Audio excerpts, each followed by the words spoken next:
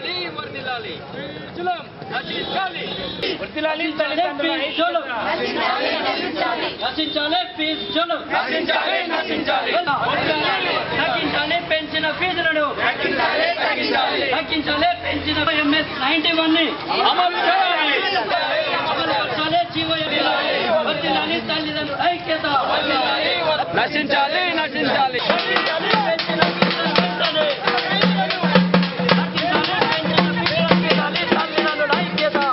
కార్యదర్శిగా పనిచేస్తున్నాం.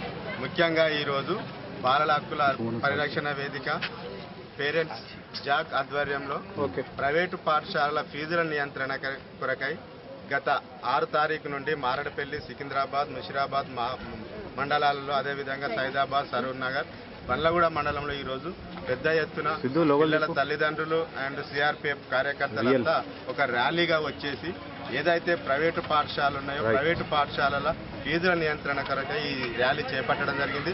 ముఖ్యంగా ప్రైవేటు పాఠశాలలు విద్యను బోధించడం కాదు, వ్యాపారం చేస్తున్నాయని మనం గమనించాలి. ముఖ్యంగా ఇప్పుడు చూస్తున్న పరిస్థితుల్లో ప్రతి పాఠశాల ముంగట చదువులు వదిలిపెట్టేసేసి పుస్తకాలు, బెల్ట్లు, టైలు, నోట్బుక్స్లు ఇవన్నిటిని అమ్మడమే జరుగుతుంది. ముఖ్యంగా ఏంటంటే వాళ్ళు ఒక అజమాయిష్, ఆ స్కూల్లో ఏది చేసినా పిల్లల మీద భారం పడుతుంది.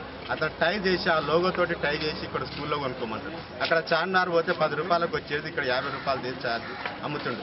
ఏంటంటే మనం స్పష్టంగా జీవో నెంబర్ 1 అమలు చేయాలని చెప్పి మన ప్రభుత్వాన్ని డిమాండ్ చేస్తున్నాం. ఉమ్మడి రాష్ట్రంలో ఉన్నటువంటి 1982 ఏదైతే చట్టం ఉందో దాన్ని సవరించి తెలంగాణ రాష్ట్ర ప్రభుత్వం ప్రత్యేకమైన చట్టం తీసుకురావాలని చెప్పి మనం కోరుకుంటున్నాం. ముఖ్యంగా ప్రైవేటు పాఠశాలలో ఫీజుల నియంత్రణ చేపట్టాలి, ఒక కమిషన్ ఏర్పాటు చేయాలని చెప్పి మనం ఈ సభాముఖంగా డిమాండ్ చేస్తున్నాం. ముఖ్యంగా 2009 ఉచిత నిర్బంధ విద్యకు చట్టం వచ్చింది, ఇప్పటి వరకు కూడా అమలు జరగట్లేదు. ఇవాళ ప్రైవేటు పాఠశాలలు ప్రభుత్వాన్ని శాసించే స్థాయిలో ఉన్నాయి.